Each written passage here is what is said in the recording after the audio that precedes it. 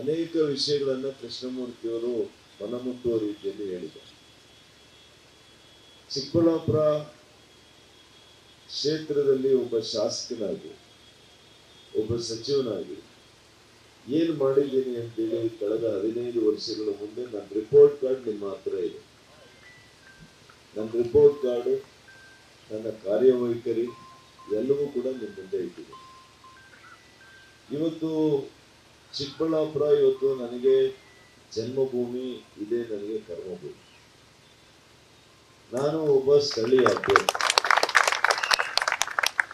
ಇವತ್ತು ಕಾಂಗ್ರೆಸ್ನ ಅಭ್ಯರ್ಥಿ ಅವರು ನಮ್ಮ ಕ್ಷೇತ್ರದವರಲ್ಲ, ಅವರು ಮತ ಅವರೇ ಹಾಕೊಳ್ಳಕ್ಕೆ ಆಗಲ್ಲ.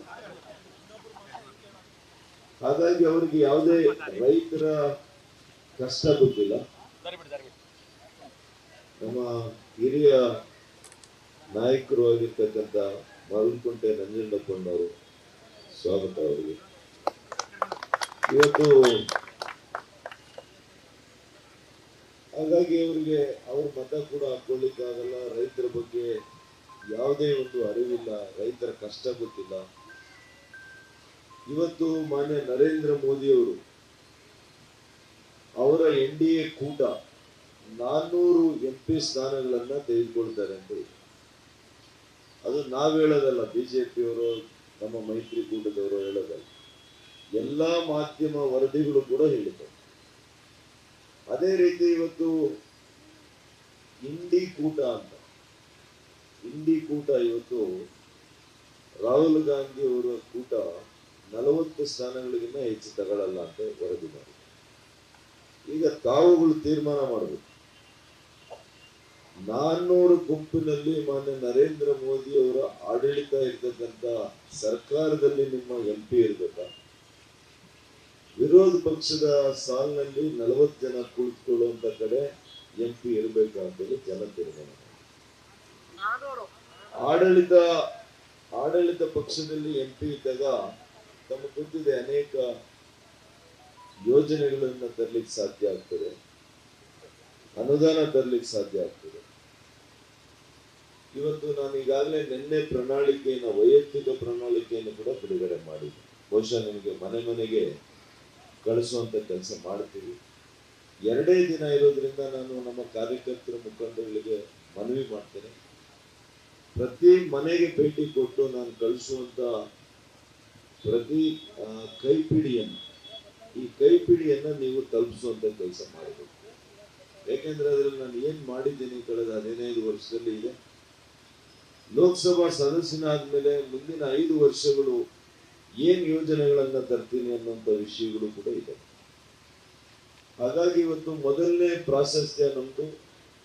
ಈಗಾಗಲೇ ಮಾನ್ಯ ಕುಮಾರಣ್ಣವರು ನಮ್ಮ ನಾಮಪತ್ರ ಸಲ್ಲಿಕೆ ವೇಳೆಯಲ್ಲಿ ಕೂಡ ಹೇಳಿದ್ದಾರೆ, ನಾವಿಬ್ರು ಕೂಡ ಸೇರ್ಕೊಂಡು ಡೆಲ್ಲಿಯಲ್ಲಿ 100ಕ್ಕೆ 100 ಒಂದು ರಾಷ್ಟ್ರೀಯ ಯೋಜನೆಯನ್ನ, ಶಾಶ್ವತವಾಗಿರ್ತಕ್ಕಂಥ ನೀರಾವರಿ ಯೋಜನೆಯನ್ನ ನಮ್ಮ ಭಾಗಕ್ಕೆ 100ಕ್ಕೆ 100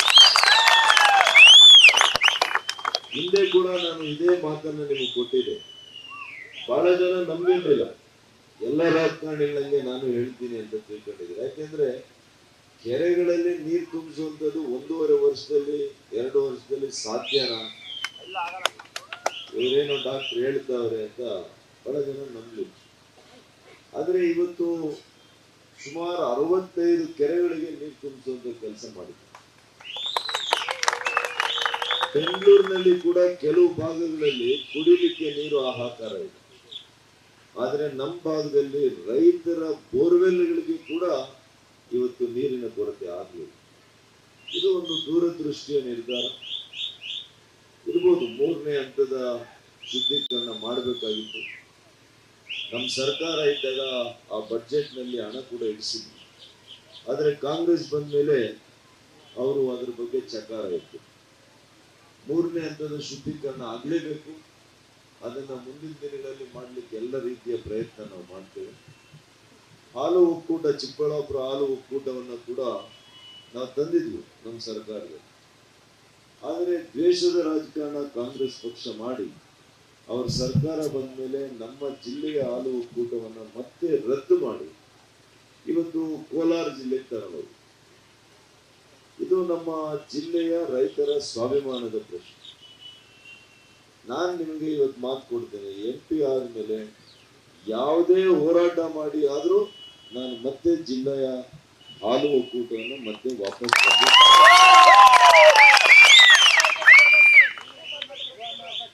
ಅದೇ ರೀತಿಯಲ್ಲಿ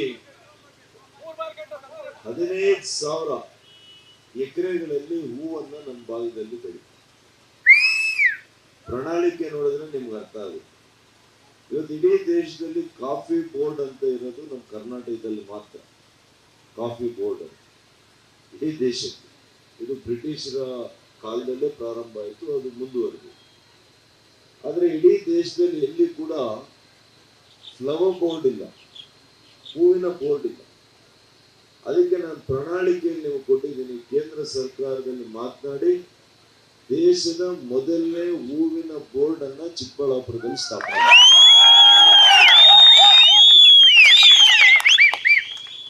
ಹೀಗೆ ಅನೇಕ ವಿಷಯಗಳು ಆ ಪ್ರಣಾಳಿಕೆಯಲ್ಲಿದೆ.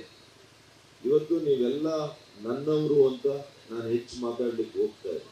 ಯಾಕೆಂದ್ರೆ ನಿಮ್ಗೆಲ್ಲ ಕೂಡ ಗೊತ್ತಿದೆ, ಒಬ್ಬ ನಿಮ್ಮ ಸಹೋದರನು, ನಿಮ್ಮ ಮಗ, ಇವತ್ತು ನಿಮ್ಮ ಮನೆ ಮಗ ಮಾನ್ಯ ನರೇಂದ್ರ ಮೋದಿ ಅವರ ಏನು ನಾಯಕತ್ವದಲ್ಲಿ ಇವತ್ತು ಕೆಲಸ ಮಾಡಲಿಕ್ಕೆ ಒಂದು ಅವಕಾಶ ಸಿಕ್ಕಿದೆ. ಕೃಷ್ಣಮೂರ್ತಿ ಅವರು ಹೇಳಿದಾಗೆ 77-78 ವರ್ಷ ಆದ್ಮೇಲೆ ಚಿಕ್ಕಬಳ್ಳಾಪುರ ತಾಲೂಕಿನ ಒಬ್ಬ ವ್ಯಕ್ತಿ ಲೋಕಸಭೆ ಪ್ರವೇಶ ಮಾಡಲಿಕ್ಕೆ ಅವಕಾಶ ಇದೆ. ಅದು ನಿಮ್ಮ ಕೈಯಲ್ಲಿದೆ, ಅದು ನಿಮ್ಮ ಕೈಯಲ್ಲಿದೆ. ಆ ಸಂತೋಷ ಪಡಬೇಕಾಗಿರೋರು ನೀವೇ, ಹೆಮ್ಮೆ ಪಡಬೇಕಾಗಿರೋರು ನೀವೇ. ಇವತ್ತು ಯಾವುದೇ ಜಾತಿ, ಯಾವುದೇ ಧರ್ಮ, ಪಕ್ಷಾತೀತವಾಗಿ ಯಾವುದೇ ಪಕ್ಷದಲ್ಲಿ ತಾವು ನನ್ನ ಆಶೀರ್ವಾದ ಮಾಡಬೇಕು ಅಂತ ಮನವಿ ಮಾಡ್ತೇನೆ. ಯಾಕೆಂದ್ರೆ ನನ್ನ ಯೋಜನೆಗಳೆಲ್ಲ ಕೂಡ ಯಾವುದೇ ಪಕ್ಷಕ್ಕೆ ಸೀಮಿತ ಇದೆ, ಯಾವುದೇ ಜಾತಿಗೆ ಸೀಮಿತ ಇದೆ. ಹಾಗಾಗಿ ಈ ಕ್ಷೇತ್ರದ ಸರ್ವಾಂಗೀಣ ಅಭಿವೃದ್ಧಿಗೆ ದುಡಿದ್ದೇನೆ. ನಾನು ಉಸಿರಿರೋರ್ಗೂ ಕೂಡ ನಿಮ್ಮ ಸೇವೆ ಮಾಡಲಿಕ್ಕೆ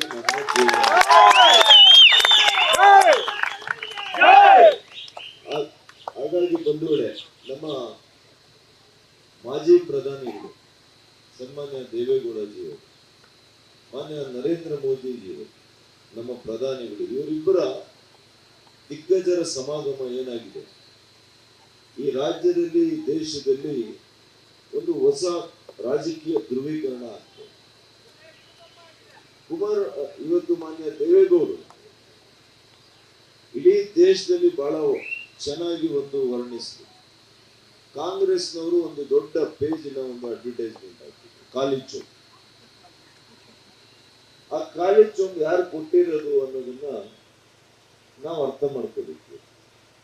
10 ವರ್ಷಗಳ ಮನಮೋಹನ್ ಸಿಂಗ್ ಸರ್ಕಾರ ಇದ್ದಾಗ ಅವರು ಅಧಿಕಾರ ಕಳ್ಕೊಂಡು ಮಾನ್ಯ ನರೇಂದ್ರ ಮೋದಿ ಅವರು ಅಧಿಕಾರಕ್ಕೆ ಬರುವಂತ ಸಂದರ್ಭದಲ್ಲಿ ಅವರಿಗೆ ಖಾಲಿ ಚೊಂಬನ್ನ ಕೊಟ್ಟರು. ಆದ್ರೆ ಕಳೆದ 10 ವರ್ಷದಲ್ಲಿ ಮಾನ್ಯ ನರೇಂದ್ರ ಮೋದಿ ಅವರ ಶುದ್ಧ ಆಡಳಿತದಿಂದ ಆ ಖಾಲಿ ಚೊಂಬು ಹೋಗಿ ಅಕ್ಷಯ ಪಾತ್ರೆ ಆಗಿದೆ. ಬಹುಶಃ ದೇಶದ ಯಾವುದೇ ಪಕ್ಷದ ನಾಯಕರು, ನಮ್ಮ ಪಕ್ಷದ ನಾಯಕರುಗಳು ಕೂಡ ಇಷ್ಟು ಸರಿಯಾಗಿ ಅದನ್ನು ಅರ್ಥೈಸಲಿಕ್ಕೆ ಆಗಿರಲಿಲ್ಲ. ಅದನ್ನ ಮಾಜಿ ಪ್ರಧಾನಿಗಳು ದೇವೇಗೌಡರು ಮಾಡಿದ್ದಾರೆ. ಈಗಾಗಲೇ ಅವರು ಶಪಥ ಮಾಡಿದ್ದಾರೆ, ಇವತ್ತು ರಾಜ್ಯದಲ್ಲಿ ಕಾಂಗ್ರೆಸ್ ಅನ್ನ ಧೂಳಿಪಟ ಮಾಡಬೇಕು. ನಮ್ಮ ವೈಯಕ್ತಿಕ ಭಿನ್ನಾಭಿಪ್ರಾಯಗಳು ಏನೇ ಇದ್ರು ಎರಡೂ ಪಕ್ಷಗಳು ನಾವೆಲ್ಲ ಕೂಡ ಹಾಲು ಜೇನಿನಂತೆ ಬೆರಿಬೇಕು. ಇವತ್ತು ನಾನು ಈಗಾಗಲೇ ಹೇಳಿದ್ದೀನಿ, ಎಲ್ಲ JDS-ನ ಕಾರ್ಯಕರ್ತ ಮುಖಂಡಗಳಿಗೆ ಭರವಸೆ ಕೊಟ್ಟಿದ್ದೀನಿ. ಇರ್ಬೋದು, ನಾವು ಕಾಂಗ್ರೆಸ್ನಲ್ಲಿದ್ದಾಗ ವಿರೋಧ ಮಾಡಿರ್ತೇವೆ, ಆಯಾ ಪಕ್ಷಗಳಿಗೆ ನಾವು ದುಡಿದಿರ್ತೇವೆ, ಆದರೆ ವೈಯಕ್ತಿಕವಾಗಿ ಯಾವುದೇ ರೀತಿ ದ್ವೇಷ ಇಲ್ಲ. ನನಗೆ ಯಾರ ಮೇಲೂ ಕೂಡ ವೈಯಕ್ತಿಕವಾದಂಥ ದ್ವೇಷ ಇಟ್ಕೊಳ್ಳೋದು ಇಲ್ಲ, ಆ ಸ್ವಭಾವ ನಮ್ದಲ್ಲ. ಹಾಗಾಗಿ ಇವತ್ತು ನಿಮಗೆ ಮಾತು ಕೊಡ್ತಾ ಇದ್ದೀನಿ, ಬಿಜೆಪಿಯ ಕಾರ್ಯಕರ್ತ ಮುಖಂಡರನ್ನು ಯಾವ ರೀತಿ ನಾನು ಗೌರವ ಪ್ರೀತಿಯನ್ನ ಕೊಡ್ತೇನೆ, ವಿಶ್ವಾಸವನ್ನ ಇಡ್ತೇನೆ, ಅಷ್ಟೇ ವಿಶ್ವಾಸ, ನಂಬಿಕೆ, ಪ್ರೀತಿಗಳನ್ನ ನಿಮಗೆ ಇವತ್ತು JDS ನ ಕಾರ್ಯಕರ್ತರಿಗೂ ಸಮಾನವಾಗಿ ನೋಡುವಂತ ಕೆಲಸ ಮಾಡಿ.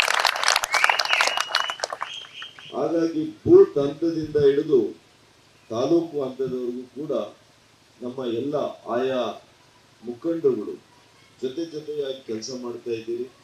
ನಾನು ಆಭಾರಿಯಾಗಿದ್ದೇನೆ. ಇವತ್ತು ನೀರಾವರಿ ಮಾತ್ರ ಅಲ್ಲ, ರೈತರಿಗೆ ಪೂರಕವಾಗಿರುವಂತಹ ಅನೇಕ ಕಾರ್ಯಕ್ರಮಗಳು ಮಾನ್ಯ ಮೋದಿಯವರು ಘೋಷಣೆ ಮಾಡಿದ್ದಾರೆ. ಈ 5 kg ಅಕ್ಕಿಯನ್ನ ನೀಡ್ತಾ ಇರುವುದು ಸನ್ಮಾನ್ಯ ಮೋದಿಯವರು. ಇದನ್ನ ಮುಂದಿನ 5 ವರ್ಷಗಳು ಕೂಡ ಪ್ರತಿಯೊಬ್ಬ ಭಾರತೀಯನಿಗೆ ನಾನು 5 kg ಅಕ್ಕಿಯನ್ನ ಮುಂದುವರಿಸ್ತೀನಿ ಅನ್ನುವಂಥದ್ದನ್ನ ಕೂಡ ಈಗಾಗಲೇ ಪ್ರಣಾಳಿಕೆಯಲ್ಲಿ ಹೇಳಿದೆ. ಮತ್ತು ಇವರು ಕಾಂಗ್ರೆಸ್ನವರು ಬರೀ 2,000 ಮಹಿಳೆಯರಿಗೆ ಕೊಟ್ಟು ನಾವು ಉದ್ಧಾರ ಮಾಡಿದೀವಿ, ಅಭಿವೃದ್ಧಿ ಮಾಡಿದೀವಿ ಅಂತ. 2,000 ಕೊಡೋದ್ರಿಂದ ಮಹಿಳೆಯರ ಸಬಲೀಕರಣ ಆಗಲ್ಲ, ಸಮಾಜ ಉದ್ಧಾರ ಆಗಲ್ಲ. ಇವತ್ತು ಮಾನ್ಯ ನರೇಂದ್ರ ಮೋದಿ ಅವರು ಒಂದು ಮಹಿಳೆಗೆ 20 ಲಕ್ಷ ರೂಪಾಯಿಯನ್ನ ಅತ್ಯಂತ ಕಡಿಮೆ ಬಡ್ಡಿ ದರದಲ್ಲಿ, ಯಾವುದೇ ಷರತ್ತುಗಳಿಲ್ಲದೆ, ಯಾವ ಜಮೀನು ಒತ್ತೇಡಂಗಿಲ್ಲ, ಯಾವ ಆಭರಣನೂ ಒತ್ತೇಡಂಗಿಲ್ಲ, ನಿಮಗೆ ಸಾಲ ಮಂಜೂರಾತಿ ಮಾಡಿ ನಿಮಗೆ ಇಷ್ಟ ಇರತಕ್ಕಂತ ಉದ್ಯಮವನ್ನ ನೀವು ಪ್ರಾರಂಭ ಮಾಡಬಹುದು.